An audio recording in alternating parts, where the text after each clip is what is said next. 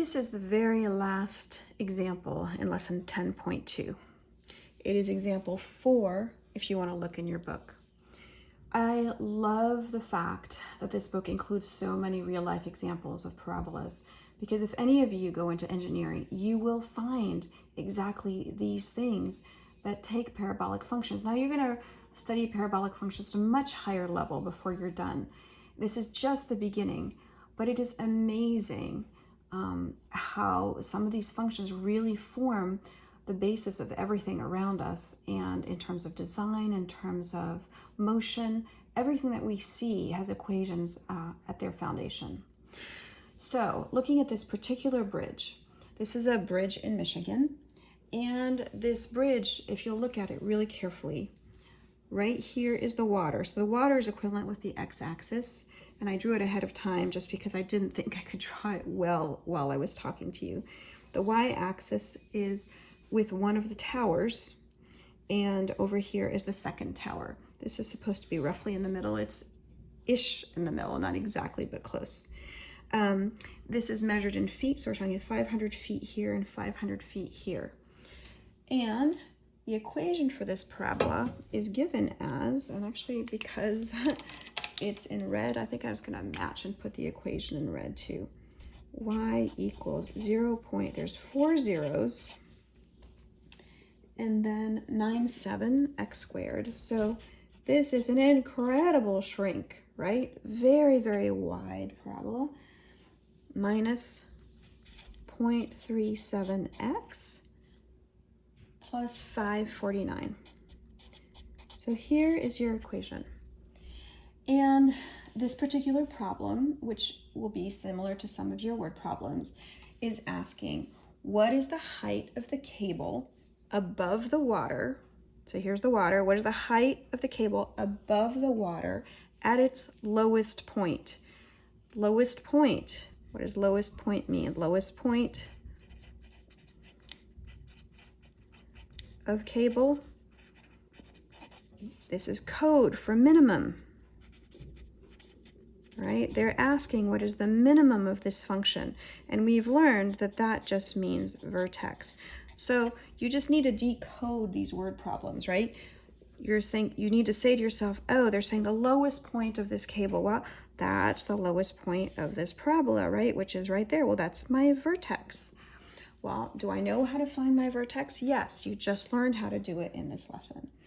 So first we're going to find the axis of symmetry, right?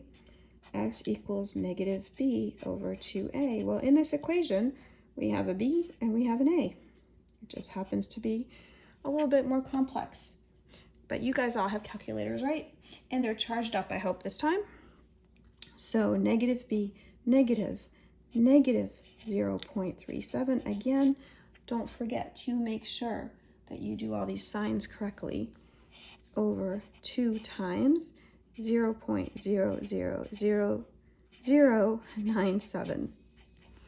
When I calculate that out and I put it in my calculator, I come out with a value of 1,910, and this is in feet.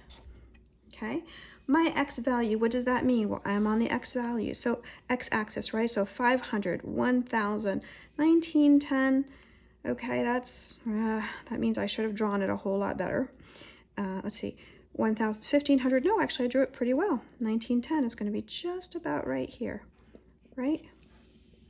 So actually, that's going to be, right, the x value for my minimum, my axis of symmetry, which is going to go right up here. And then I'm going to draw my y value. Well, I'm going to plug this right back in here, right? And when I plug in y equals, oh, I'm jumping the gun. I don't need to do that, do I? Oh, I do need to do that. I knew, all right. I was hoping, because these are hard numbers, I do. 0.000097, 1910 squared minus 0.37, 1910 plus 549. When I plug all this into my calculator very carefully so I don't make mistakes, I end up with 196. which, if you're looking above the water, if this is 500, 196 is roughly going to be right at where the water is, right about the 200 value. So there we are. It is about at the point of, let's see if I'll, yep, my vertex or my minimum is at the point 1910, 196.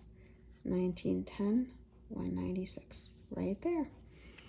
That is the end of 10.2, and I have assigned your homework, which you can turn in before class tomorrow. And I look forward to talking to you then when we begin 10.3. Have a great day. Bye.